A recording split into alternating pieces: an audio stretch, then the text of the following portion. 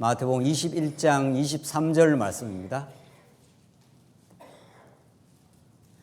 찾으신 줄 알고 봉독 드리겠습니다. 마태복음 21장 23절 말씀입니다. 예수께서 성전에 들어가 가르칠새 대제사장들과 백성의 장로들이 나와 이르되 내가 무슨 권위로 이런 일을 하느냐, 또 누가 이 권위를 주었느냐. 예수께서 대답하시되 나도 한 말을 너희에게 물으니니 너희가 대답하면 나도 무슨 권위로 이런 일을 하는지 이르리라. 요한의 세례가 어디로부터 왔느냐, 하늘로부터냐 사람으로부터냐. 그들이 서로 의논하여 이르되 만일 하늘로부터라 하면 어찌하여 그를 믿지 아니하였느냐 할 것이요, 만일 사람으로부터라 하면 모든 사람이 요한을 선지자로 여기니 백성이 무섭다 하여 예수께 대답하여 이르되 우리가 알지 못하노라 하니 예수께서 이르시되 나도 무슨 권위로 이런 일을 하는지 너에게 이르지 아니하리라. 27절까지 우선 봉독드렸습니다. 마태복음은 여러 에피소드, 여러 사건들이 계속해서 전개되는 다양한, 조금 더 심각하게 말하면은 연결성이 없는 어떤 사건들이 계속 전개되는 것처럼 보입니다. 그러나 우리가 마태복음의 큰 주제와 그 내면의 깊이의 흐름을 보면은 아주 면밀한 그 흐름을 가지고 논리가 이어지면서 하나님이 살아계신 분, 우리가 얼마나 능력 많고 은혜로우신 여호와 하나님이라는 것을 그리스도 사건을 통해서 우리에게 전달해 주고 있습니다. 우리가 지금 살펴가는 맥락은 그리스도의 왕직에 관한 내용입니다. 왕이라는 것이 도대체 어떤 존재고 어떤 사역을 합니까? 그래서 나라의 모든 것을 주장하고 주권적으로 다스리는 자, 이것이 왕인 거죠. 우리는 이제 마태복음이 그리스도, 예수는 그리스도라는 걸 증거하는 가장 전형적인 복음서지요.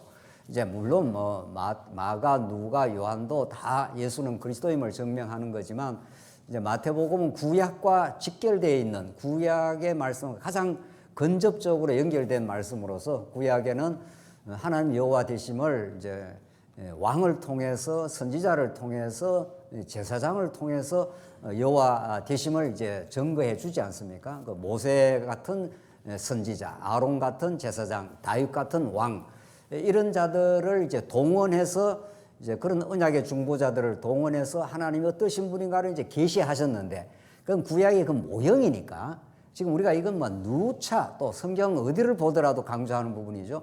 그건 구약의 모형과 그림자니까. 그건 이제 진짜 실체, 이제 진짜란 말을 한자어로 쓰면 실체라는 뜻이니까 진짜 누구를 보여주기 위한 그림자라는 거죠.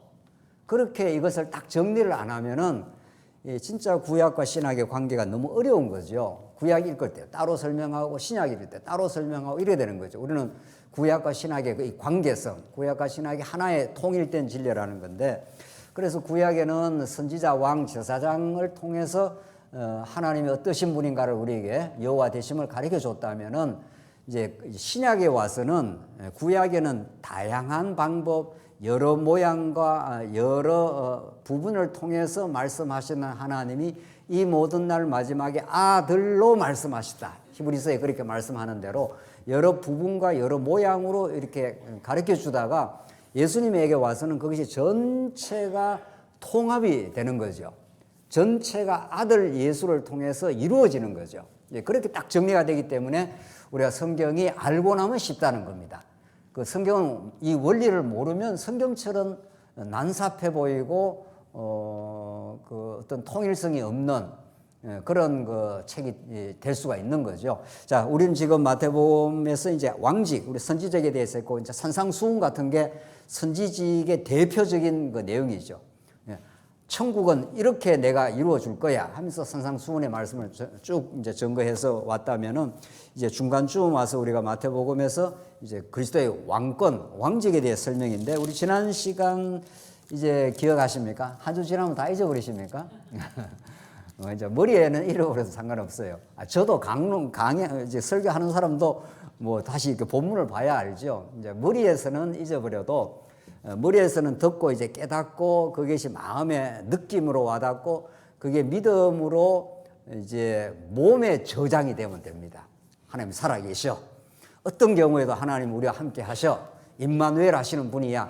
이런 것들이 온몸에 피와 살이 되어 있으면 되는 거죠. 그러면 우리 삶 속에 어떤 어려움이 발생하면 바로 그게 몸에서 반응을 합니다. 하나님 살아계시는데 내가 왜 이렇게 두려워하지? 내 영혼아 왜 그렇게 불안해 하는고? 하면서 시편에 자기 성찰적 언어가 나옵니다. 막 불안하다는 거죠. 내가 왜 이렇게 불안할까? 하나님 돌아가셨는가 봐. 뭐 이렇게 되는 거죠. 하나님 살아계시면 불안하다가 그게 이제 정리가 되는 거죠.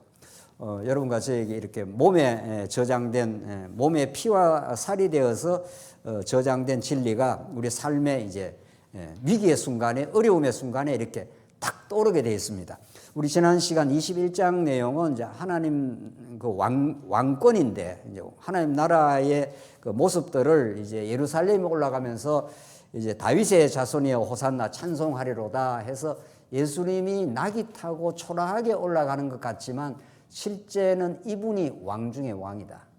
이분이 만왕의 왕이다. 이분이 온 우주를 통치하시는 분이시다 하는 걸 이제 그런 그림을 통해서 보여줬고, 근데 예수님께서 이제 아주 기이한 일을 하시죠. 성전에 들어가서 성전 안에서 매매하는 사람들 다 둘러 엎는 거죠.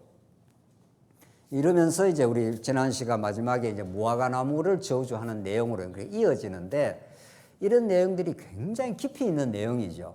그냥 뭐 예수님이 뭐 성질 나서 성전 둘러 엎은 게 아니지 않습니까? 예.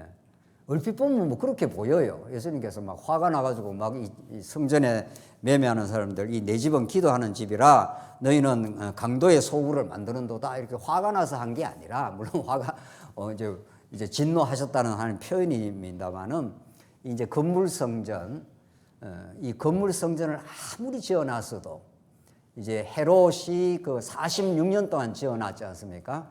에스라 성전은 솔로몬 성전은 아주 찬란했고 돌아와서 70년 돌아와가지고 지은 이제 에스라 성전은 그 솔로몬 성전보다는 못했습니다. 그러다 보니까 예수님 당시에 헤롯이 그 많은 로마의 그 힘을 빌어가지고 엄청난 헤롯 성전을 지었습니다. 예수님께서 성전 그거 다 허물어 버려라. 돌 위에 돌 하나 남지 않고 다 무너뜨려 버려라. 이게 예수님의 가르침입니다. 그러니까 구약의 옛 언약의 시대, 옛 성전의 시대는 그림자요 모형이었는데 너희들이 그림자와 모형을 붙들고 있다. 진짜가 내가 왔다. 이런 말이죠. 그 복음을 가르쳐주는 방편이죠. 그러니까 그 건물 성전에서 매매하고 거기 그 성전에 있으면 하나님의 복이 건물 성전을 통해서 이루어질 줄 알고 가짜 예배를 계속 바리새인들이, 서기관들, 대제사장들이 그렇게 하고 있지 않습니까? 성전보다 더 큰 이가 이게 왔다. 진짜 성전이 왔다. 그래서 예수님께서 성전을 둘러 엎으시고 새 시대가 왔다. 새 언약의 성취로 예수님이 이 땅에 출현했다. 그걸 이제 우리 지난 시간 가르쳐 준 거죠. 그래서 무화과 나무를 저주해서 영원토록 그 열매를 맺지 못하리라 해서 무화과 나무를 그 생명을 말려버린 거죠. 이것이 옛 성전 시대, 옛 언약 시대가 종료되었다는 걸 선언해 준 예수님의 놀라운 선언입니다. 새 성전 시대, 이제는 건물 성전 다 사라졌고 내가 십자가에 죽고 부활함으로 성전이 된다. 그걸 가르쳐 주는 거죠. 그 여러분과 저가 성전입니다. 그렇죠? 이제 예수를 믿는 여러분과 저가 새 성전 시대에 돌입을 한 거죠. 그런데 뭐 건물 지어놓고 뭐 이게 성당이다, 성전이다 이런 말들이 얼마나 우리 한국교회에 자자했고, 아예 카톨릭에서는 이걸 성당이라 하지 않습니까? 거룩할 건물에다 집당자에다 거룩을 붙이는 거죠. 그래서 건물 이것도 성물이라 그러고 말이죠. 전혀 그게 아닙니다. 성인이라 그러고 그게 아니라 우리는 예수 안에서 여러분과 저가 온전히 성도가 된 거죠. 거룩한 백성이 된 거죠. 그래서 여러분과 저가 성전이 되었습니다. 그러니까 여러분과 저가 가는 곳에 하나님의 거처가 되고 거기가 예배 현장이 되는 거죠. 우리가 아주 강조하는 부분이지만 오늘 여기 와서만 예배 드리는 게 아니죠. 이건 아주 중요한 공적 예배, 공예배는 맞죠. 우리가 날짜를 정하고 시간을 정해서 우리 온 성도가 다 모일 수가 없으니까 그러니까 주일날이라는 날짜를 정해서 11시부터 12시 우리 20분까지 또 오후 2시에서 3시까지 이렇게 공예배는 아주 중요합니다. 이건 전체 성도가 다 모여서 함께 우리 찬양하고 기도하고 우리가 대표 기도를 한다는 건 그분이 한 분이 기도하지만 우리 전체가 그 마음을 담아서 기도한다 이런 뜻이라고요.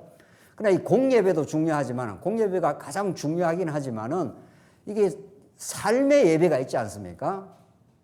로마서가 말하는 대로 그래서 예배를 마치고 말씀으로 셈을 얻고 나면은 삶의 현장으로 가서 가정도 예배고 우리가 가는 곳이 다 성전이 되는 곳이니까 거기에 하나님이 함께 임재하시는 곳이니까 그래서 전체가 다 예배라고 하는 이 확실한 신약적 이해 구약에는 성전에 가야 예배가 되지 않습니까? 구약에는 여러분들 그 무슬림들이 한국에도 지금 많이 들어온다고 하는데 그 사람들은 하루에 몇 번, 5번인가 정해놓은 게 있죠. 그래서 어디를 향해서 기도하지요? 어디를 향해서? 메카를 향해서 저 사우디에 있는 메카 그쪽을 향해서 이렇게 기도를 한다니까요. 우리는 어디를 위해서 어디를 보고 기도합니까? 우리 메카가 어디 있습니까? 예. 우리는 골방에 해도 좋고 우리 예배당에 오셔서 기도해도 좋고 어디라도 직장에 가서도 기도하는 마음으로 하나님이 이 직장을 주셨다. 우리 애한테 직장에 늘 제가 카톡을 하면서 하나님이 주신 직장이다. 그곳에서 하나님 앞에서 일해라. 매일 그 메시지를 거의 보냅니다. 예, 예. 지방에 떨어져 있어서 예배당에는 떨어져 잘 못 와도 너 직장 생활하는 그 현장이 예배 처소다. 그래서 우리는 이렇게 공예배로 모이는 것도 너무도 소중한 그건 또 우리 전체 성도가 모이니까 얼마나 그 기쁘고 감사할 일입니까? 그건 그대로 소중하지만 직장에 가든지 가정에 돌아가든지 성전이 되었습니다.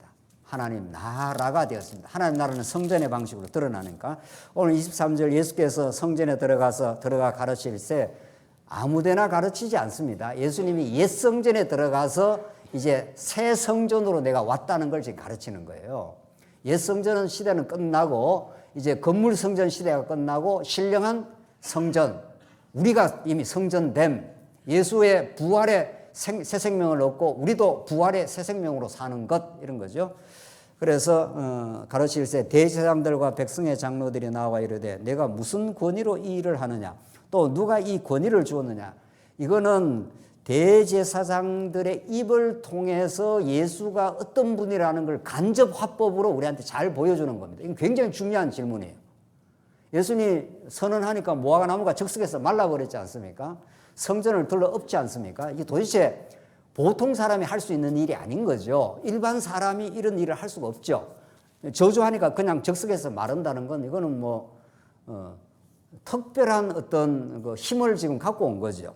그러니까 이 대제사장들이 예수님이 아주 눈에 가시처럼 예수가 하는 일마다 자기들에게 자꾸 걸립니다. 자기들은 율법을 잘 지킨다고 생각하는데 세리와 창기들한테 들어가고 먹고 마시고 한다고요. 자기들은 이렇게 배타하는 사람들을 예수님은 건접해서 가르치고 있는 거니까. 그러니까 자꾸 걸려요. 이 대제사장들이.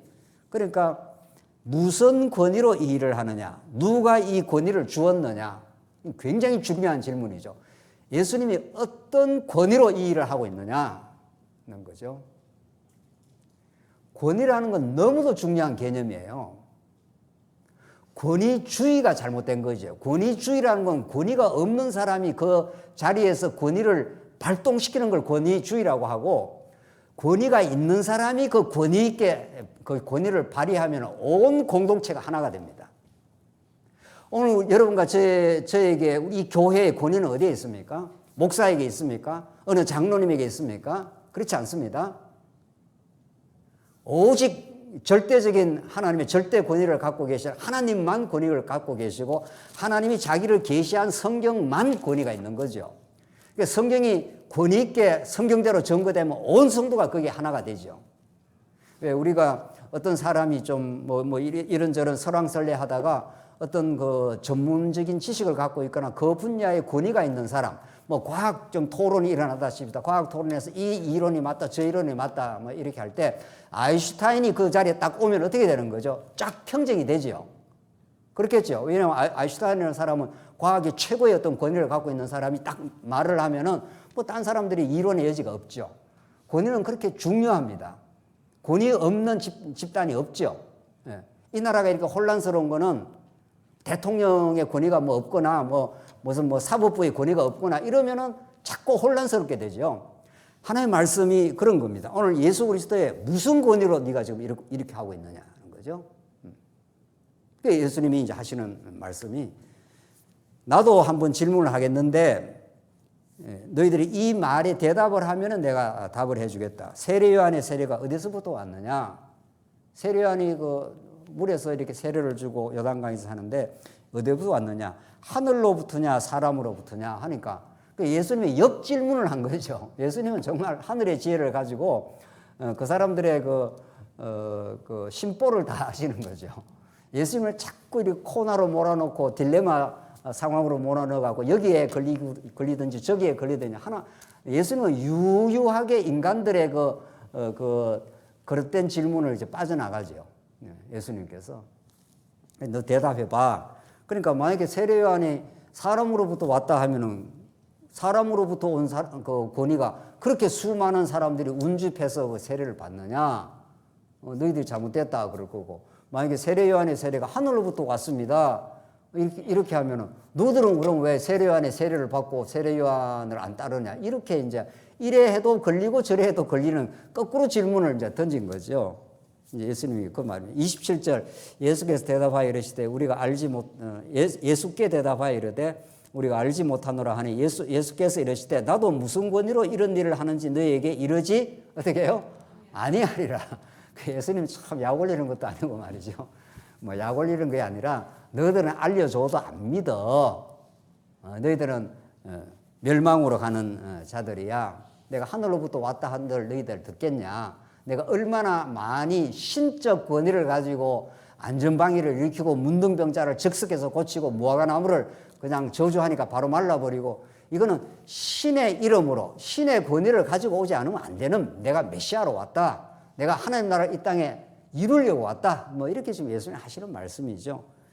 참 놀라운 사실은 아무리 복음을 전해도 이게 성령이 우리의 마음을 열어줘야 깨닫는다는 거죠. 자, 그렇게 해서 예수님께서 신적 권위로 왔다는 걸 내가 하늘로부터 온 하나님 나라의 왕이라는 사실을 간접 화법을 통해서 이미 증명을 한 꼴입니다. 이게 이 대제사장들만 지금 안 받아들이는 거지 이 말씀을 하는 또 이 말씀을 이 마태복음에 기록해 놔가지고 여러분과 제가 이걸 읽으면서 이제 깨닫지 않습니까? 참 예수님 참 지혜롭다. 진짜 예수님의 말로 신적 권위를 가지고 있는 메시아 그리스도이시다. 만왕의 왕이시다 하는 걸 이런 식으로 증명을 한 겁니다. 28절. 그러나 너희 생각에는 어때하냐? 예수님이 또 묻습니다. 그들에게 이제 질문하면서 다시 이제 복음을 전가하는데 어떤 사람이 두 아들이 있는데 맏아들에게 가서 이르되 예 오늘 포도원에 가서 일하라 하니 대답하여 이르되 아버지 가겠나이다 하더니 가지 아니하고 두 아들이 있는데 첫 아들은 예 했습니다. 두 아들이 두 아들 여기는 예 하고 가겠습니다 이렇게 하고 실제는 안 갔습니다. 안 갔다는 말이고 둘째 아들은 아니요 하고 이제 거부를 했습니다. 처음에는 거부를 하다가 나중에 회개하고 돌이켜가지고 갔다 뭐 이런 이야기입니다. 두 아들의 비유인데 30절 보입니다. 둘째 아들에게 가서 또 그와 같이 대답하여 이르되 실소이다. 처음에 딱 아버지한테 불순종을 했습니다. 아버지 안 갈랍니다. 이렇게 했다는 거죠. 그 후에 중요한 건 뭐라고 되어 있죠? 뉘우치고 갔으니 첫째는 예 이렇게 해놓고는 그 다음에 아버지 뜻을 거부했습니다. 불순종했습니다. 근데 둘째 아들은 실소이다 하고 딱 불순종을 했다고요. 근데 가만히 생각하다가 아니지 이거 이러면 안 되지 하고 회개를 했습니다. 돌이켰습니다. 돌이키고 갔습니다. 예수님 가르침은 아주 형이상학적인 철학적인 뭐 이런 이론을 등장시켜서 하늘 복음을 가르치는 게 아니라 너무도 쉬운 우리 삶 속에 늘 있는 우리 애들 저는 그런 자격이 없습니다. 애들 여럿이 키워보면은 한 놈은 좀 순종하는 아들이 있고 한 놈은 좀 불순종하는 아들이 있고 뭐 그럴 수가 있지 않습니까? 아주 비근한 우리 삶 속에 늘 일어날 수 있는 이런 사건을 통해서 복음을 전한다니까요. 예. 그러니까 예수님이 정말 하늘의 지혜를 갖고 있는 분이죠. 자, 그래서 31절 그 둘 중에 누가 아버지의 뜻대로 하였느냐? 자, 여기서 질문이 그렇습니다.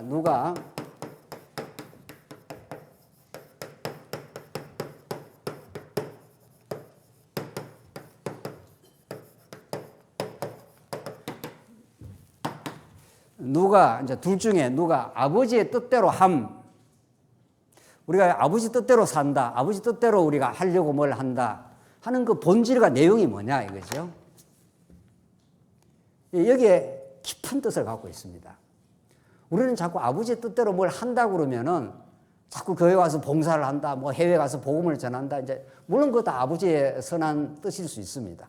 근데 오늘 본문을 잘 한번 읽어보십시오. 아버지의 뜻대로 한다는 게 본질적으로 1차적으로 무엇을 가리키는지, 아버지 뜻대로 하는 삶이라는 게. 그러니까 31절 누가 아버지 뜻대로 하였느냐 이르되 둘째 아들이니이다. 이 둘째 아들이다. 둘째 아들. 이 첫 아들이 있고 둘째 아들이 있는데 첫 아들은 얘하고는 어떻게 해요? 궁극적으로는 거부해버렸죠. 불순종했죠. 여기는 처음에는 실속이다 하다가 이거 내가 잘못됐지 하고 확 돌이켰습니다. 그리고 순종하고 갔습니다. 얘야 포도원에 가서 일하라 하니까 하고 갔다는 거죠. 둘째 아들은. 누구를 지금 가리키는 거냐? 첫 아들은 누구를 가리키는 거죠? 좀 더 읽고 해석하시죠. 예수께서 그들에게 이르시되 31절 중반에 내가 진실로 너희에게 이르노니 세리들과 창녀들이 너희보다 먼저 하나님 나라에 들어가리라. 이게 누굽니까? 첫 아들입니까? 둘째 아들입니까? 둘째 아들이죠. 이 둘째 아들이 여기가 세리와 창기입니다. 여기 첫째 아들은 누굽니까? 예? 바리새인들. 예, 대제사장, 바리새인 이런 사람들. 그래서 32절 요한이 의의 도로 너희에게 왔거늘 너희는 그를 믿지 아니하였으되 세리와 창기는 뭐라고 했습니까? 믿었으며 너희는 이것을 보고도 끝내 뉘우쳐 믿지 아니하였도다. 자, 예수님 질문이 이렇게 되어 있습니다. 누가 아버지 뜻대로 하였느냐? 그랬죠. 누가 아버지 뜻대로 하였느냐? 그러니까 세리와 창기 이들은 뭐라고 했죠? 너희들보다 먼저 하나님 나라 들어가고 하는데 요한이 의의 도로 너희에게 왔거늘 너희는 그를 믿지 아니했습니다. 그러니까 하나님의 뜻대로 한다는 게 무슨 의미, 어떤 본질적으로 뜻이냐는 거죠. 세리와 창기는 뭐 했다는 거예요? 믿었다는 거예요. 세리와 창기가 어떻게 예수님의 가르침을 믿어버린 거죠? 그들의 행위로 말하면 세리와 창기는 그 시대에 아주 더러운 인생으로 배타되어야 될 인생인 거죠. 특별히 바리새인과 대제사장의 기준에 비추어 보면 그들과 가까이를 안 했습니다. 바리새라는 원뜻이 구별된 사람 이런 뜻입니다. 우리는 율법을 잘 지키고 율법을 지켜서 의에 이룰 수 있다고 착각을 하고 저 창기와 세리들은 죄인 중에 괴수라고 봤기 때문에 그들과 같이 식탁 교제를 안 했습니다. 그런데 너희는 그를 믿지 아니했고 이게 안 믿었습니다. 믿음 없음 안 믿었습니다. 여기는 믿었습니다. 세리와 창기는 자기들의 의로는 율법 앞에서 자기들의 의로는 세리와 창기들은 도저히 하나님께 나갈 수가 없는데 예수가 하나님 나라로 오시고 의로 오셨다는 걸 믿어졌습니다. 그걸 세리와 창기들은 우리는 우리 안에서 아무런 의가 없습니다. 우리는 머리끝에서 발끝까지 죄인입니다. 내가 그리스도를 의지하지 않고는 살 수가 없습니다. 이렇게 한 사람이 뭘 했다는 거예요? 누가 아버지 뜻대로 어떻게 해요? 하였느냐? 아버지 뜻대로 한 사람이 누구야? 이 사람은 안 믿은 사람은 아버지 뜻대로 안 한 사람이고 믿은 사람이 아버지 뜻대로 어떻게 해요? 한 사람이에요. 그러니까 우리가 아버지 뜻대로 뭘 한다는 것이 1차적이고 원천적으로 뭐냐고요? 하나님 앞에서 오늘 본문의 말씀에 따르면 세리와 창기는 믿은 게 하나님 뜻대로 한 일입니다. 그러니까 자꾸 믿음에 대해서 얼마나 많은 오해가 한국교회나 또 우리도 그렇게 많이 오해를 합니다. 믿음이라는 게 내가 열심히 뭐 말씀을 공부하고 열심히 교회 생활하고 믿으려고 애쓰고 믿음이 뭐 우리 안에서 마치 발생되는 것처럼 믿음은 그런 게 아닙니다. 믿음은 믿음의 주가 되신 하나님이 언약을 통해서 우리에게 밀어 넣어주는 겁니다. 그러니까 믿음은 뭐라고 그랬죠? 에베소서 2장에 선물이라고 해요. 선물을 주는 사람이 자기 주권대로 주는 겁니다. 선물이라는 건 받는 쪽에서 달라해서 받지 않습니다. 달라해서 받는 건 뭐라 그러죠? 뇌물이라든지 뭐 권력자가 말이죠. 너 나한테 좋은 거 안 가져오면 국물 없어 뭐 이런 거죠. 선물은 주는 사람의 전적인 주권입니다. 그렇죠? 우리가 누구한테 좀 조그마한 선물을 받아도 마음에 있고 행복하고 기쁜 건 그쪽에서 자발적으로 판단했고 자발적으로 좋은 의미에서 전달이 되기 때문에 그게 좋은 거죠. 선물을 해갖고 뭐를 얻어내려고 하면 그 뇌물인 거죠. 그렇죠? 뇌물이라는 게 원래 그런 거 아니겠어요? 저쪽한테 뭐를 줘갖고 뭘 얻어내려고 하면 그거 아주 안 좋은 거죠. 동기가 순수하지 않죠. 그러나 주는 사람이 그냥 기쁘고 즐겁고 또 감사한 무슨 마음이 있든지 해서 그쪽에서 판단해서 그쪽에서 일이 이쪽에 전달이 되는 거죠. 그럼 그걸 받는 사람도 굉장히 물건에 크고 작은 거 상관없이 굉장히 해피한 거죠. 참 기쁜 마음이 전달이 되기 때문에. 믿음은 그런 겁니다. 그 믿음은 누가 아버지 뜻대로 하였느냐? 그러니까 큰아들이 아니라 작은아들입니다. 그 작은아들이 한 일이 뭐냐고요? 아버지 뜻대로 한 일이, 세리와 창기가 한 일이 뭐죠? 세리와 창기는 아마 세리와 창기로 살다가 죽었을 수도 있어요. 계속 막 세리, 나중에 삭개오 같은 사람은 이제 회개하고 이제 변화하긴 했습니다. 그러니까 1차적으로 우리가 하나님의 뜻대로 한다는 것을 근본적으로 잘 정리할 필요가 있습니다.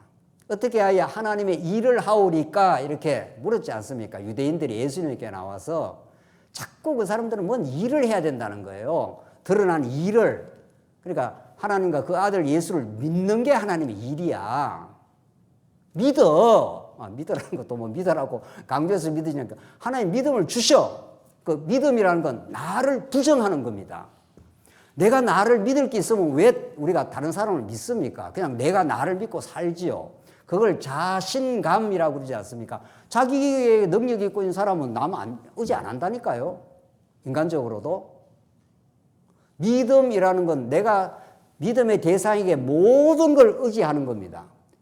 그러니까 나는 하나님 앞에서 의롭다 할 구석이, 의롭다 할 어떤 행위가, 의롭다 할 어떤 동기가 하나도 없습니다. 이런 말이에요. 믿음이라는 게. 하나님 믿음을 주신다는 건 너는 전적인 죄인이야. 이런 뜻이죠. 그 믿음은 철저하게 자기 부인이에요. 그 예수님이 십자가에 못 박힐 때 나가 그리스도와 함께 십자가에 어떻게 해요? 못 박혔나니 같이 죽었어요. 우리도. 그러니까 내 안에 의로움이 하나도 없다니까요. 그러니까 믿음이라는 게 성립이 되죠. 내 안에 조그만한 내가 근거가 있으면 내가 능력이 있다든가 주를 위해서 할 수 있는 능력과 어떤 근거와 역량이 있으면 믿을 이유가 없어요. 예수를. 내가 하면 되지. 그렇잖아요. 그러니까 세리와 창기는 그걸 너무 잘 알았어요. 세리와 창기들은. 자기들이 하나님 앞에 의로운 구석이 하나도 없습니다. 나는 완전 세리로 살았습니다. 완전히 더러운 여자입니다. 창녀입니다. 그러니 나는 당신을 전폭 의지할 수밖에 없습니다. 내 안에 의가 없습니다. 그걸 하나님이 귀하게 보신다는 거예요. 자꾸 믿음이라는 것을 뭘 행위에다가 자꾸 갖다 대니 뭘 좀 하면은 믿음이 좋고 뭘 안 하면 믿음이 안 좋고 이렇게 되지 않습니까? 아니에요. 믿음은 내가 의가 없다는 걸 인정하는 거고 주님만이 십자가만이 내 의가 됐다고 믿는 겁니다. 그러면 그 사람에게는 모든 것이 다 은혜예요. 그 사람은 무한한 은혜의 감격 속에 사는 거예요. 왜? 세리와 창기는 그 시대에 완전히 저질 인생으로 낙인이 찍혀있는 사람인데 예수님이 그들과 함께 먹고 마시지 않습니까? 이게 웬 이런 일이 있냐는 그 사람들에게는 메시아로 온 그분이 그들과 먹고 마시고 즐거워하고 해주니까 자기의 존재감이 없던 인생이 완전히 존재감이 생긴 거죠. 나라는 인생은 전부 다 질타하고 질시하고 배타하는 인생 완전히 막창에 사는 인생들인데, 우리가 예수님이 와서 먹고 마시고 즐거워해 주니까 그 사람은 너무도 기가 막힌 인생이 되는 거죠. 그가 평생을 주를 위해 살겠죠. 그걸 야고보서는 믿음의 행위라고 합니다. 믿음이라는 것이 무엇인가 정확하게 정리가 되고 나서 믿음의 행위라는 게 설명이 되는 거죠. 야고보서는 행위를 강조하는 책이 절대로 아닙니다. 야고보서를 우리가 읽어보면은 하늘의 지혜를 강조하는 책이고, 하늘의 지혜로 오신 예수를 알면 믿음이라는 게 생기는, 야고보서는 참된 믿음이 무엇인가를 가르쳐주는 진리입니다. 그 참된 믿음은 예수 안에만 있습니다. 예수님이 주시는 선물입니다. 그렇죠? 야고보서가 피상적으로 읽어가지고 아이고 뭐 로마서는 믿음을 강조하지만 야고보서는 행위를 강조하는 책이라고. 그러니까 우리 예수 믿는 사람은 믿음도 있어야 되지만 행위도 있어야 된다고. 천부당 만부당한 거예요. 야고보서는 행위를 강조하는 책이 아니라 예수를 강조하는 책이에요. 야고보서도 그렇고 로마서도 그렇고 어디라도 똑같습니다. 그런데 진짜 믿음이라는 게 들어가면 자기 부인이 일어나요. 누가 하나님 아버지의 뜻대로 하느냐 하니까 믿은 게 아버지 뜻대로 하는 거라는 거예요. 이제 정리되십니까? 예수를 믿는다는 건 내가 아무것도 아니라는 걸 인정하는 겁니다. 내가 완전히 죄인이라는 걸 인정하는 겁니다. 내 안에서 어떤 것도 하나님을 위해서 선한 일이 나오지 않는다는 걸 아는 사람입니다. 그래서 이걸 진짜로 그 믿음이 정확하게 정리가 된 사람에게는 그 다음부터 믿음을 주신 그 은혜의 하나님에 대한 감사가 나오기 때문에 거기서부터 나오는 교회 봉사, 거기서 나오는 복음 전토, 거기서부터 나오는 모든 일들이 내 자랑, 내 공로가 될 수가 없는 거죠. 그렇죠? 내가 평생을 주를 위해서 헌신하고 내 전 재산을 다 던져서 했다 하더라도 내 공로가 아니라고 아는 사람이죠. 그게 진짜 예수를 믿는 거죠. 성경이 말하는 믿음은 자기를 부정하고 예수만 증거하는 겁니다. 그렇죠? 오늘 본문은 너무도 그걸 잘 증거하고 있습니다. 32절 다시 한번 보십시오. 요한이 의의 도로 너에게 왔거든 너희는 그를 믿지 않았을 때 세리와 창기는 믿었으며 너희는 이것을 보고 끝내 뉘우쳐 믿지 아니하였도다. 이게 죄라는 거예요. 안 믿는 게 죄라는 거예요. 뭐 도둑질하고 뭐 살인하고 이거는 안 믿으니까, 하나님을 안 믿으니까 거기서 모든 범죄가 나오는 거죠. 진짜 죄는 하나님과 생명 단절이 된 상태. 그리고 하나님과 생명이 단절이니까 하나님을 안 믿는 거죠. 내가 주인 노릇하는 거, 가정에서 내가 주인 노릇하는 거, 그게 가장 큰 죄예요. 교회에서 주인 노릇하는 사람이 만약 있다면 그게 가장 큰 죄라니까요. 그래서 이제 살인하고 남 도둑질해야 큰 죄가 되는 게 아닙니다. 그것도 죄입니다. 또 이렇게 말하면 살인하고 도둑질해도 괜찮은가 보다. 또 그거는 범죄는 범죄인데 진짜 죄는 자기가 가정이든 교회든 뭐 어디에든 주인 노릇하는, 자기가 선악 판단의 주체가 된 상태, 그게 죄예요. 그런 죄는 여러분과 저에게 한 번도 떠나가 있지는 않습니다. 본질상 우리는 진노의 자녀입니다. 이 부분에 대해서 정리가 안 돼 있다면은 아직도 남의 말 자꾸 하는 겁니다. 남의 탓을 자꾸 하는 겁니다. 이 부분이 정리가 안 돼 있으면 진짜 믿음도 안 나오는 게, 믿음의 행위도 안 나오는 겁니다. 하고 나서 다 자기가 했다고 생각하니까 그게 뭐 믿음의 행위가 아닌 거죠. 그건 지혜를 덧입은 사람이 아닌 거죠. 자, 오늘 이 본문의 말씀, 세리와 창기는 믿었으면, 이 믿음이라는 게 이렇게 중요한 겁니다. 이게. 그래서 우리 종교개혁자들이 믿음으로 구원을 얻는다 하는 것은 내 행위로 구원을 얻고 내 의로 구원을 얻지 않는다. 오직 예수 한 분만이 전부다. 이런 뜻입니다. 네. 이거 진짜 믿어지십니까? 이거 아멘 해야 되는데 하도 아멘 반응을 안 하니까 말이죠. 이게 진짜 믿어지면 그 순간부터 우리는 자유합니다. 내가 예수 믿지 않고 했던 모든 일이 다 죄구나. 이제 예수를 믿게 되었으니 모든 게 다 의로운 의 속에 들어와 있구나. 그 은혜에 감동하는 만큼 자기도 모르게 진리를 위해서 살게 됩니다. 자기도 모르게 살라고 뭐 점심 도시락 싸들고 살지 말라고 말려도 그 사람은 못 말립니다. 왜? 세리와 창기가 예수 만나고 새 생명을 얻고 그냥 살겠습니까? 날 같은 인생을 이렇게 살려주었으니 내가 남은 생에 내 생명과 내 모든 것이 남아있는 내 모든 삶의 목표는 그리스도의 영광을 위하여 이렇게 될 겁니다. 아마. 이 믿음의 본질로 들어오는 게 중요합니다. 오늘 본문의 말씀은 그것을 정확하게 가르쳐주고 있습니다. 이 부분이 정리가 안 되어 있고 자꾸 교회 생활을 오래 하는 게 중요한 게 아닙니다. 이 정확하게 바닥이 정리가 되어 있어야 진짜 우리 신앙생활이 되는 겁니다. 마지막 한 꼭지만 보고 정리하시죠. 33절 또 다른 한 비유를 들으라. 한 집주인이 포도원을 만들어 산 울타리로 두르고 거기에 접자는 틀을 만들고 망대를 짓고 농부들에게 새로 주고 타국에 갔더니 열매 거둘 때가 가까우매 그 열매를 받으려고 자기 종들을 농부들에게 보내니 농부들이 종들을 잡아 하나는 심히 때리고 하나는 죽이고 하나는 돌로 쳤거늘 또 다른 종들을 처음보다 많이 보내니 그들에게도 그렇게 하였느니라. 그러니까 어떤 농부가 포도원을 만들어가고 이제 열매를 맺을 때가 되었습니다. 열매를 거둘 때가 되어서 그 자기 종들을 그 농부들에게 보냈습니다. 좀 열매를 좀 수확해서 보내라 이러니까 이 종들이 오는 쪽쪽 잡아서 때리고 하나는 죽이고 돌로 치고 이렇게 보내는 종들을 전부 구박하고 죽이고 뭐 형편없이 대우를 했습니다. 그래서 이 원주인이 가만 생각하다가 이 종들 보내서 안 되는가 보다 해서 누구를 보냈다는 거예요? 자기 아들을 보낸다는 거예요. 37절이 그런 뜻입니다. 후에 자기 아들을 보내며 이르되 그들이 내 아들은 존대하리라 하였더니 농부들이 그 아들을 보고 서로 말하되 이는 상속자니 자 죽이고 그의 유산을 차지하자. 이 아들을 보내면 그게 얼마나 그 중요한 그 신분을 보낸 겁니까? 주인의 아들이니까 주인의 그 모든 그 재산권을 갖고 있는 아들이 가죠. 그러니까 농부들이 이거 보니까 이 아들 왔네. 이 아들은 이게 상속자니까 이 아들을 제거를 해버리면 우리께 되겠다. 이렇게 했다는 거예요.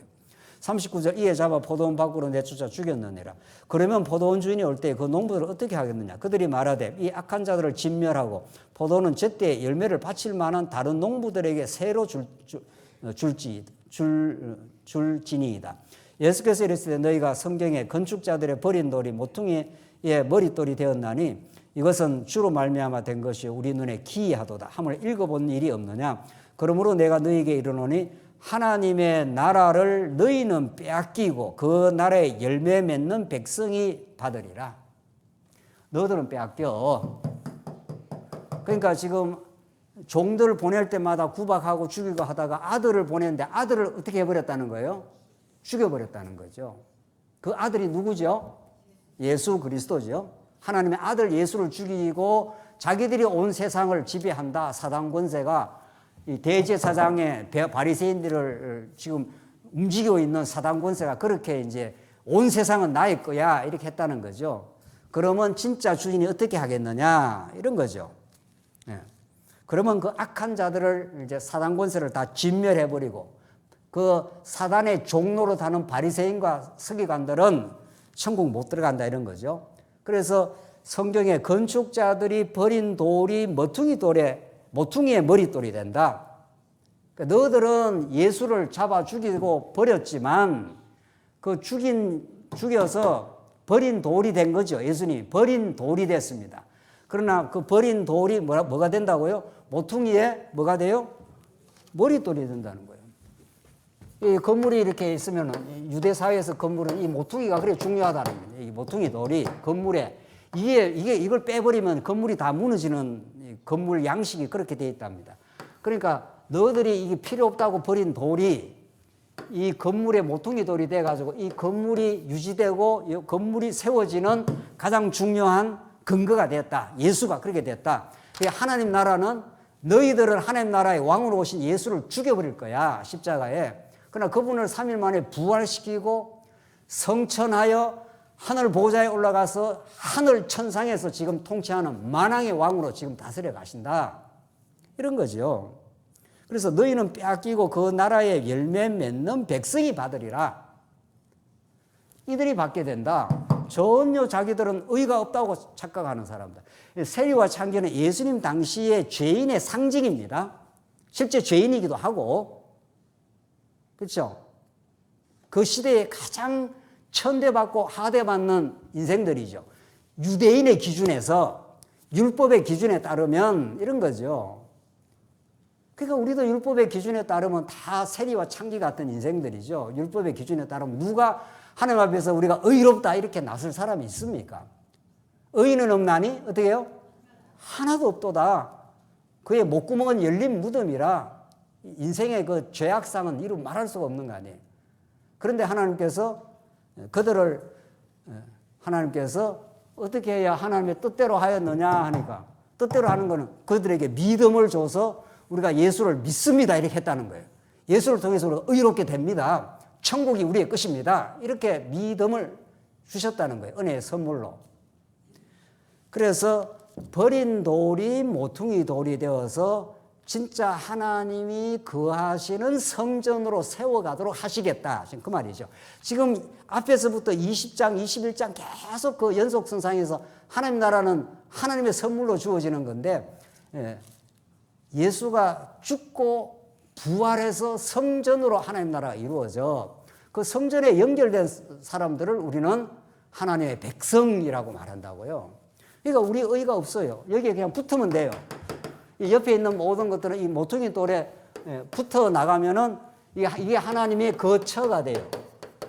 이걸 우리는 성전이라 그래요. 하나님이 거하시겠다 이런 뜻입니다. 여기에. 그러니까 에베소서 말씀에 성전으로 너희가 점점 함께 성전으로 지어져 가느니라 이렇게 돼 있어요. 우리 사랑하는 성도님들이 교회 찾아오면은 내가 잘났다, 내가 교회에 이렇게 봉사를 많이 했다 이런 이야기를 하는 곳이 아니라니까요. 그건 인간의 영광이 드러나는 빗나간 교회에서 그렇게 하려는가는 모르죠. 교회에 오면은 내가 이렇게 죄인이었습니다. 이렇게 예수 믿어 내가 살아난 사람입니다. 우리 형제님도 죄인이지만 예수 믿고 우리가 하나가 되었습니다. 우리는 우리를 자랑할 게 하나도 없네요. 내가 내 평생을 다 들여 교회를 세우고 내 평생의 모든 걸 바쳐 내가 땅끝까지 복음을 전파했더라도 내가 한 일이 아니네요. 하나님의 영광과 찬송을 받아야 마땅하네요. 그러네요 하면서 같이 공감하는 거죠. 교회 오면은. 교회에 우리가 자랑할 일이 뭐 있냐고요. 교회 우리가 했다고 할 일이 뭐 있냐고요. 만약에 했다고 하는 그 순간 예 하다가 안 가는 사람의 꼴이 되는 거죠. 그렇잖아요. 이 사람들은 다 율법을 잘 지키겠습니다 이랬는데 실제는 믿음이 없는 거예요. 꽝인 거예요. 그래서 우리 예수 믿는 사람이 만나면 뭘 했다 안 했다가 중요하지 않아요. 했으면 얼마나 했냐고요. 우주 만물을 창조하시는 분이 여러분과 저의 조브라운 연보와 조브라운 행위를 통해서 하나님의 집을 짓겠냐고요. 안 짓습니다. 여러분들 자녀가 여기는 거의 다 키워버린 것 같은데 옛날에 아기 때 2-3살 때 이럴 때 애들이 엄마 도와준다고 와서 자꾸 도와주면 그 일이 엄마 일에 도움이 됩니까? 방해가 됩니까? 물어봐야죠. 이거는 또 옛날에 애들이 엄마 도와주라고 옆에 와서 자꾸 덩그랑덩그랑 하면 엄마가 저기 설거지 하는데 도움이 됩니까? 방해가 됩니까? 방해가 됩니다. 야야 가 놀아. 그래도 엄마는 걔가 얼마나 어떻게 보입니까? 예? 싫어 보인다고요? 아니죠. 애기가 그거 2-3살 배기 아장아장 되는 게 엄마 도와준다고 자꾸 그러면서 접시나 깨고 이러는 거지 지가 뭘 도와줘요. 도와주기는. 그래도 엄마는 그 애기를 어떻게 보죠? 너무도 귀하게 보죠. 아이고 엄마 도와준다고 해. 우리 애기 참 귀하네. 우리 하나님 우리를 그렇게 봅니다. 우리가 하나님의 사랑을 깨닫고 그 크고 광활한 하나님의 크심, 그 자기 아들을 농장주가 아들을 보냈는데 이것들이 아들을 죽여가지고 내가 이 농장을 차지해야 되겠어 이랬다는 거예요. 그런데 그 버려진 아들이 진짜 성전, 이제 옛 성전은 무너져요. 옛 성전은 헤롯 성전 70년 만에 깡그리 무너졌습니다. 로마 장군 티투스가 와갖고 완전히 돌 위에 돌 하나 남기고 완전히 무너뜨리고 새 성전, 예수로 붙은 성전, 우리가 의의가 없다고 생각하는 우리 성도들이 자꾸 모여들지 않습니까? 교회는 그런 곳이에요.